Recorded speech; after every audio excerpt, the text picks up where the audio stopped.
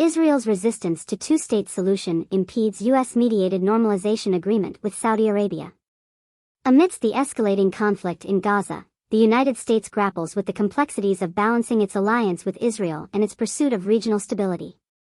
The Biden administration's efforts to broker a normalization agreement between Israel and Saudi Arabia hinge on Israel's willingness to commit to a two-state solution with Palestine.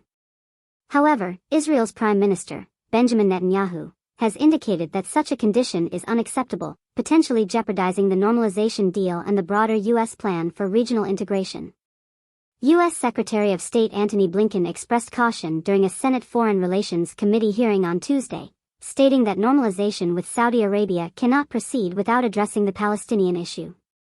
He emphasized that both Israel's security needs and a credible path towards a Palestinian state are essential requirements for any agreement. "We have sought to move forward with bilateral aspects," Blinken said, "but even if we were to conclude those agreements, it could not go forward absent other things that need to happen for normalization to proceed." Blinken further noted that Saudi Arabia has explicitly linked normalization to the resolution of the Gaza conflict and a pathway towards a Palestinian state, signaling Israel's potential reluctance or inability to pursue such a course.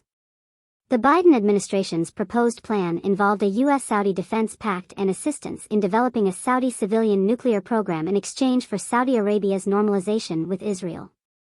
For Israel, normalizing relations with the Saudi kingdom, the cornerstone of Sunni Islam, would theoretically pave the way for broader acceptance in the Muslim world and bolster an Arab-Israeli coalition against Iran.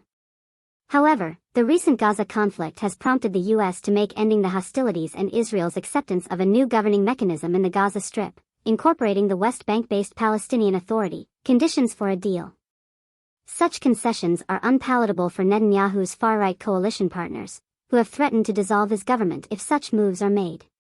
Jake Sullivan, U.S. National Security Advisor, discussed the prospective agreement with Israeli officials during a visit to the country on Sunday, following a meeting in Riyadh, Saudi Arabia. According to Israeli media, Sullivan expressed disappointment with Israel's response, suggesting that the U.S. and Saudi elements of the agreement were close to finalization. With Bibi, Sullivan was quoted as saying, using Netanyahu's nickname, "There isn't going to be normalization with Saudi Arabia." Israel's National Security Director, Tzachi Hanegbi, echoed this sentiment, stating on Tuesday, "If there is a Palestinian state as a condition, there won't be normalization."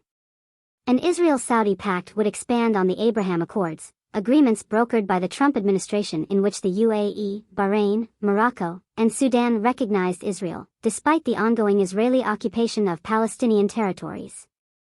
Unofficial ties between Israel and Saudi Arabia have been growing for years, with Crown Prince Mohammed bin Salman and Netanyahu signaling progress on the matter last year at the UN General Assembly. However, Saudi Arabia has maintained its adherence to the Arab Peace Initiative, a two-decade-old proposal that conditions diplomatic recognition of Israel on a just settlement of the Israeli-Palestinian conflict. Palestinian negotiators have expressed skepticism about the new U.S. proposal, doubting its potential to yield meaningful concessions or end the Israeli occupation. Biden faces challenges in securing congressional and Senate support for strengthening ties with Saudi Arabia, given its controversial human rights record.